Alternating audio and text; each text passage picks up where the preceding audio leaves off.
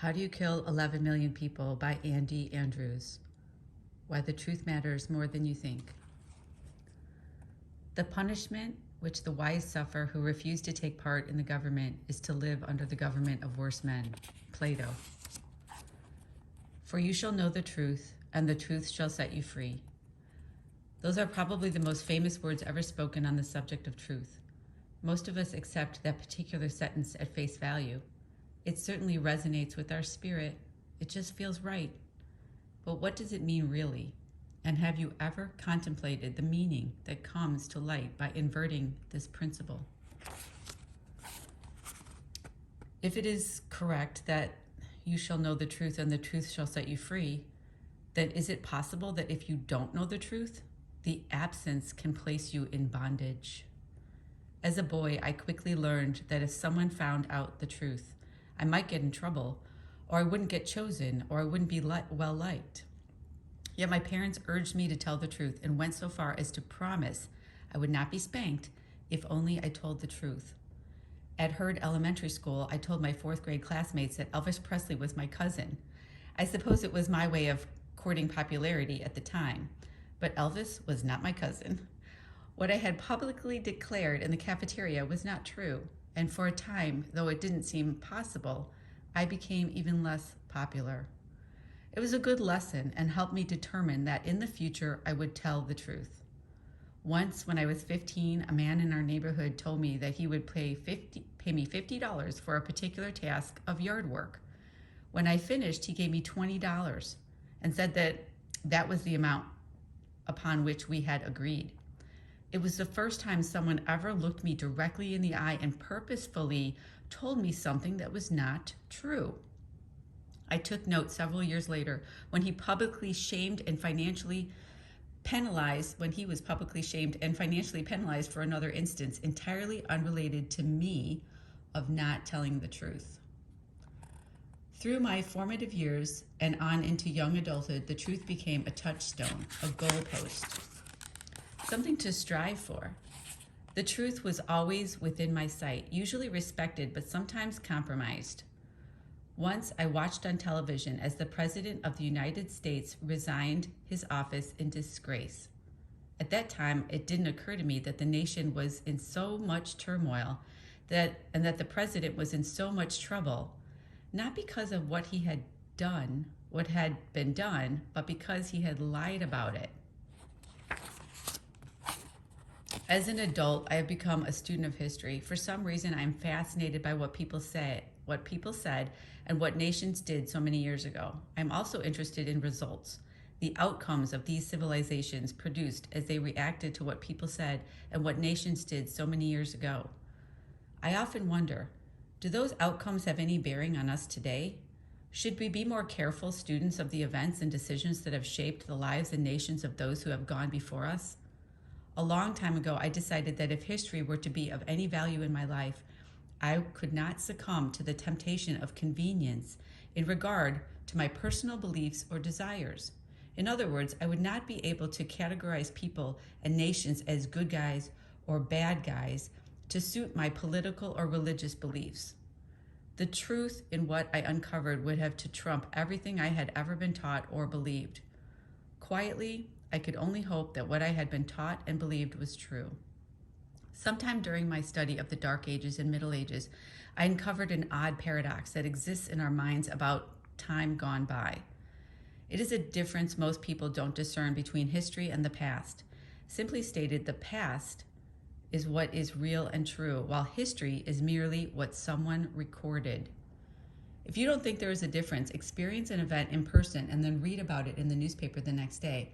After witnesses have been interviewed, it might be shocking for many of us to realize that what we know as history can actually be a total fabrication created from the imagination of someone with an axe to grind. Or perhaps, and it certainly happened in the Middle Ages, history was simply recorded by the man with the sharpest axe.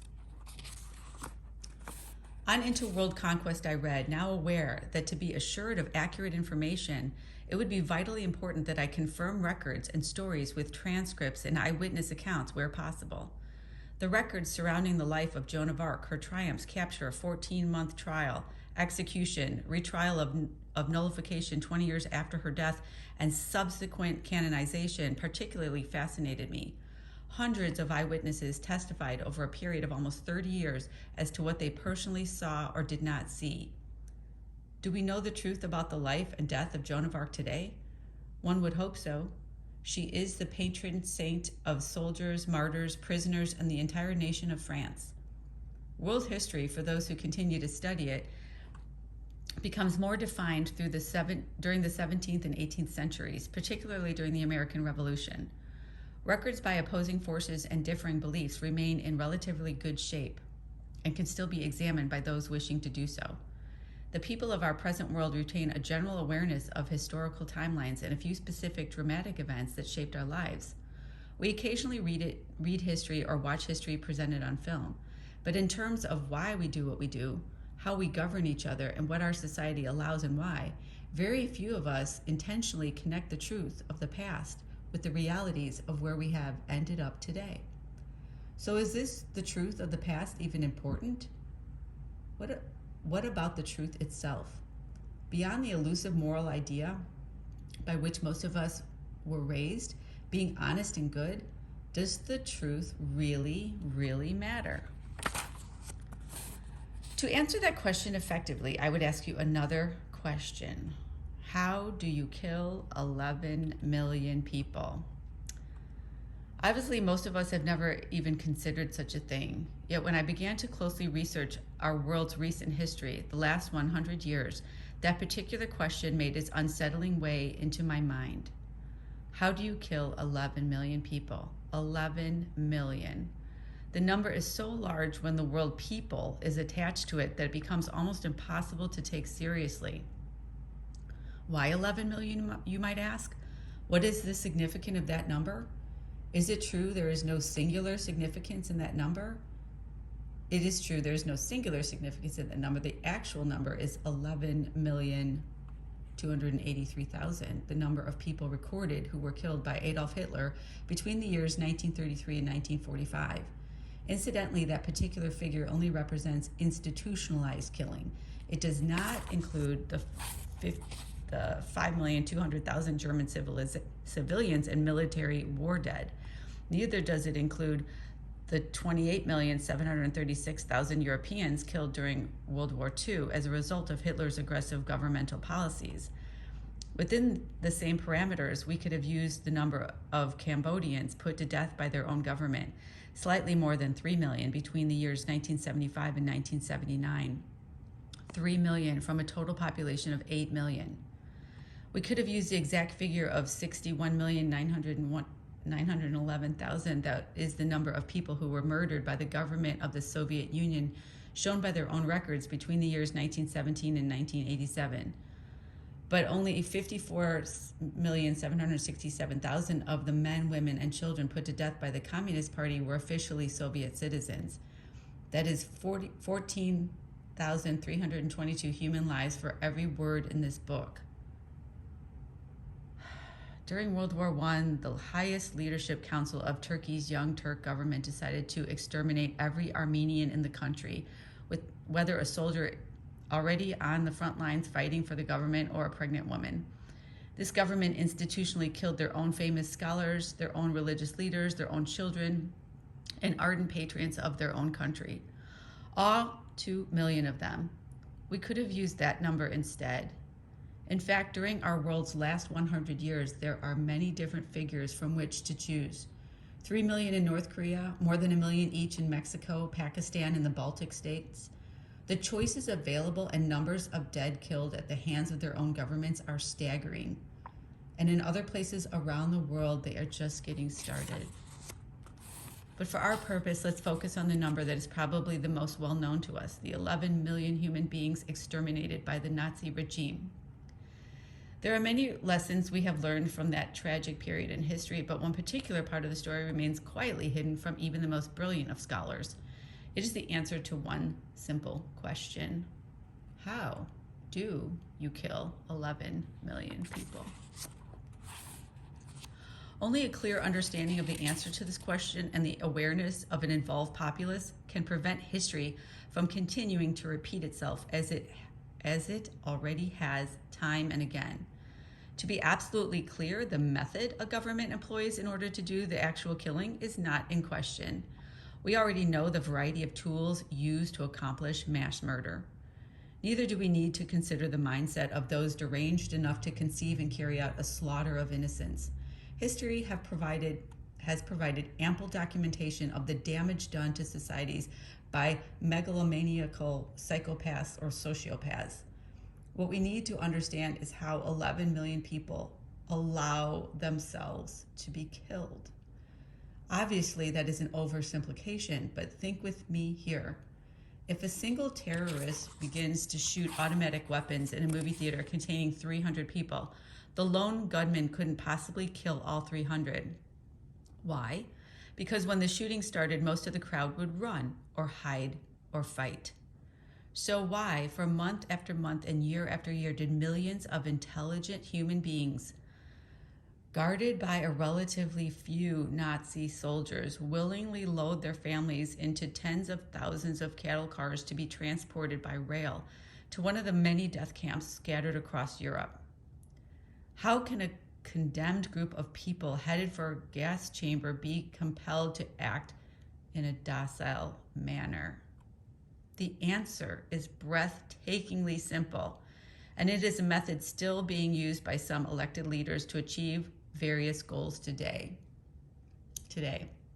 How do you kill 11 million people? Lie to them. According to testimony provided under oath by witnesses at the Nuremberg trials, including specific declarations made in court on January 3, 1946 by former SS officers, the act of transporting the Jews to death camps posed a particularly challenge for the man who had been named operational manager of the Nazi genocide. Adolf Eichmann, known as the Master, was directed by written order in December 1941 to implement the final solution. Eichmann went about the task as if he were the president of a multinational corporation. He set ambitious goals, recruited enthusiastic staff, and monitored the progress. He charted what worked and what didn't and changed policy accordingly. Eichmann measured achievement in quotas filled. Success was rewarded, failure was punished. An intricate web of lies to be delivered in stages was designed to ensure the cooperation of the condemned but unknowing Jews. First, as barbed wire fences were erected encircling entire neighborhoods, Eichmann or his representatives met with Jewish leaders to assure them that the physical restrictions being placed upon their community, in what later became known as ghettos, were only temporary necessities of war. As long as they cooperated, he told them, no harm would come to those inside the fence. Second, bribes were taken from the Jews in the promise of better living conditions. The bribes convinced the Jews that the situation was indeed temporary and that no further harm would befall them. After all, they reasoned, why would the Nazis accept bribes if they only intended to kill us and take everything away? These first two stages of deception were conducted to prevent uprisings or even escape. Finally, Eichmann would appear before a gathering of the entire ghetto, accompanied by an entourage of no more than 30 local men and officers of his own, mainly unarmed. He addressed the crowd in a strong, clear voice. According to sworn statements, these were likely his exact words.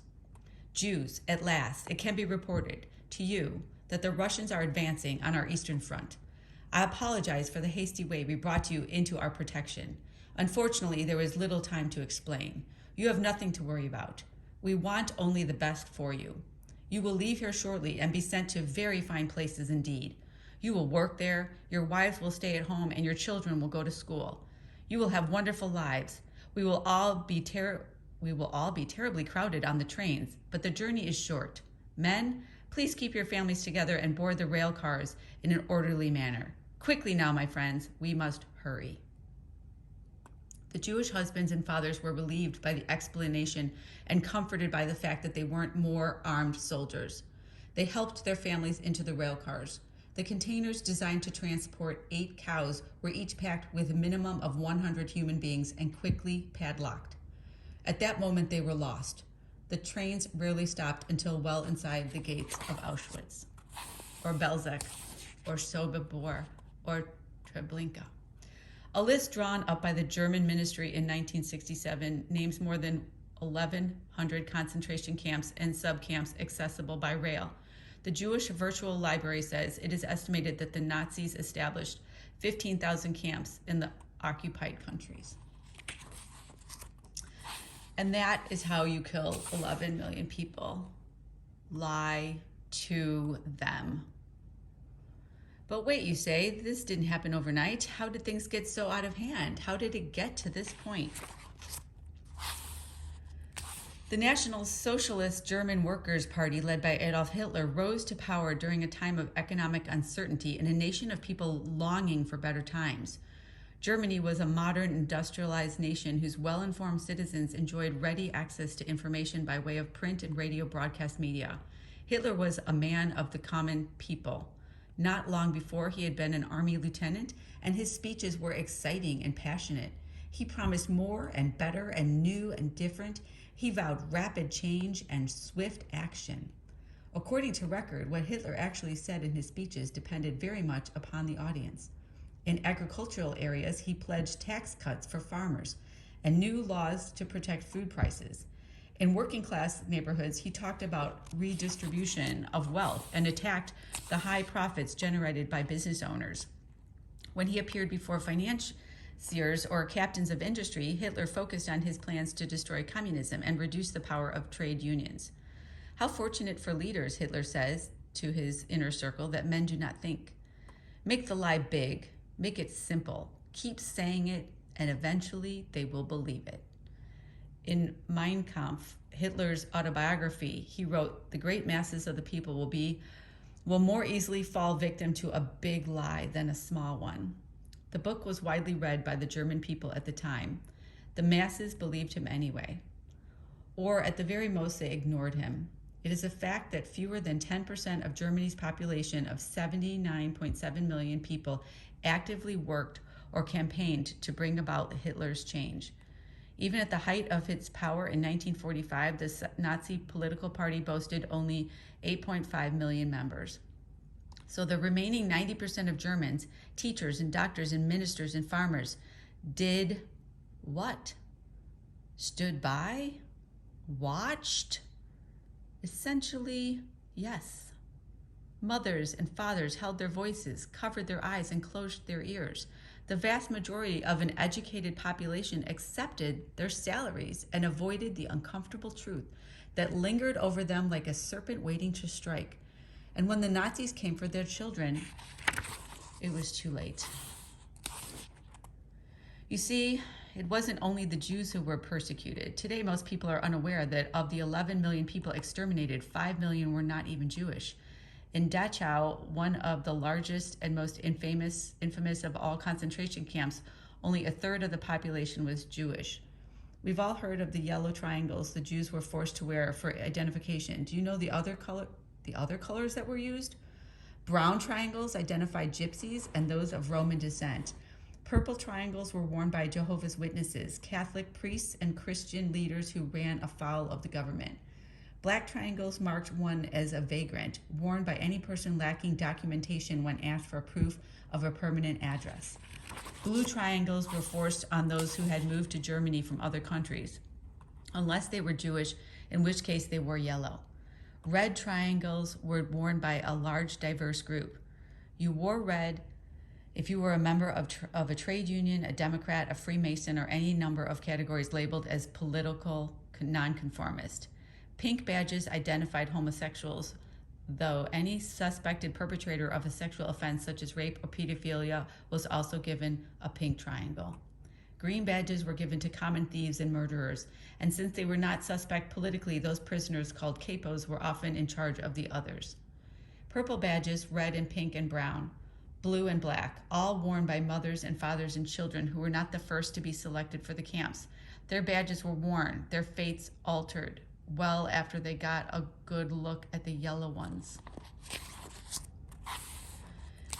In at least one German town, the railroad tracks ran behind the church. An eyewitness stated, "We heard stories of what was happening to the Jews, but we tried to distance ourselves from it because we felt, what could anyone do to stop it? Each Sunday morning, we would hear the train whistle blowing in the distance. then the wheels coming over the tracks. We became disturbed when we heard cries coming from the train as it passed by. We realized that it was carrying Jews like cattle in the cars. Week after week, the whistle would blow. We dreaded to hear the sounds of those wheels because we knew that we would hear the cries of the Jews en route to a death camp. Their screams tormented us. We knew the time the train was coming, and when we heard the whistle blow, we began singing hymns. By the time the train came past our church, we were singing at the top of our voices. If we heard the screams, we sang more loudly, and soon we heard them no more. Years have passed, and no one talks about it now, but I still hear that train whistle in my sleep. With all we now know, does anyone believe that telling the truth will solve all a nation's problems? Of course not. But it is a beginning. In fact, speaking truth should be the least we require of our elected leaders. After all, what are our standards for being led? You see, the danger to America is not a single politician with ill intent, or even a group of them. The most dangerous thing any nation faces is a citizenry capable of trusting a liar to lead them.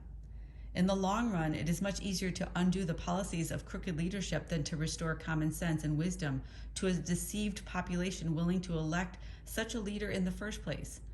Any country can survive having chosen a fool as their leader, but history has shown time and again that a nation of fools is surely doomed. Incredibly, there are currently 545 human beings who are directly, legally, morally, and individually responsible for every problem America faces. Have you ever wondered why America doesn't have a balanced budget? Have you ever in your life heard of a politician who wasn't for a balanced budget? Have you ever heard of a politician speak in favor of a complicated tax code that ordinary citizens would find difficult to understand? Then why do we have a complicated tax code that ordinary citizens find difficult to understand? Meet the 545 men and women who enact every law, propose every budget, and set every policy enforced on the citizens of the United States of America. 1 president, 9 Supreme Court justices, 100 senators, and 435 members of the House of Representatives. By the way, have you ever noticed that if any one of us lies to them, it is a felony? But if any one of them lies to us, it is considered politics? According to the United States Bureau of the Census, our population has now increased beyond 311 million people. To be clear, that's 545 of them and 311 million of us. Can 311 million Americans ever hope to wrestle the power away from 545? One would think so. But did you know that during the past quarter century, no presidential election has been won by more than 10 million ballots cast, yet every federal election during the same period has had at least 100 million people of voting age who did not bother to vote. Knowing that, the quality of one's answers can only be determined by the quality of one's questions. Let's ask some good ones. Why do the ages of our world's greatest civilizations average around 200 years? Why do these civilizations all seem to follow the same identifiable sequence, from bondage to spiritual faith, from spiritual faith to courage, from courage to liberty, from liberty to abundance, from abundance to complacency, from complacency to apathy, from apathy to dependence, and finally from dependence back into bondage?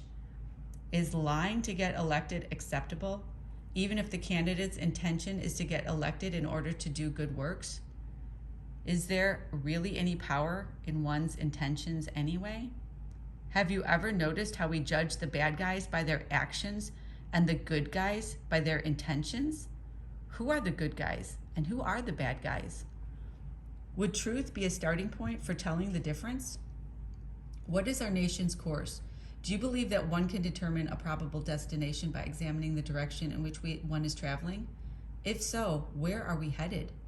Can you hear the whistle and the wheels as the train comes down the track? How loudly are you singing?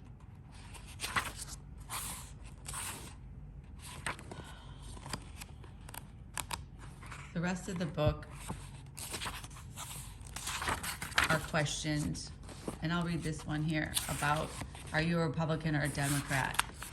As I stated in the author's note, I am not an us or them kind of person. I am a we kind of person. I am a concerned American citizen who demands integrity from those who seek to lead our country. Frankly, I believe candidates from both parties have lied to the American people.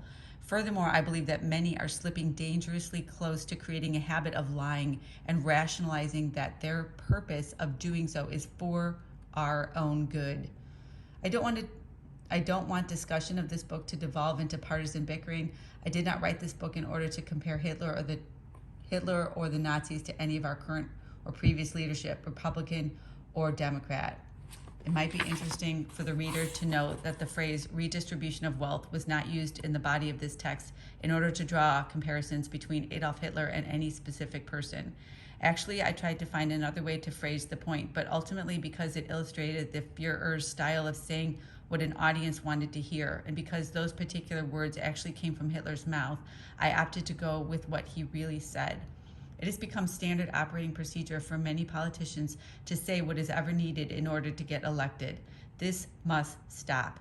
History's list is deep and wide and filled with the names of tragic governments whose citizens did not stop it.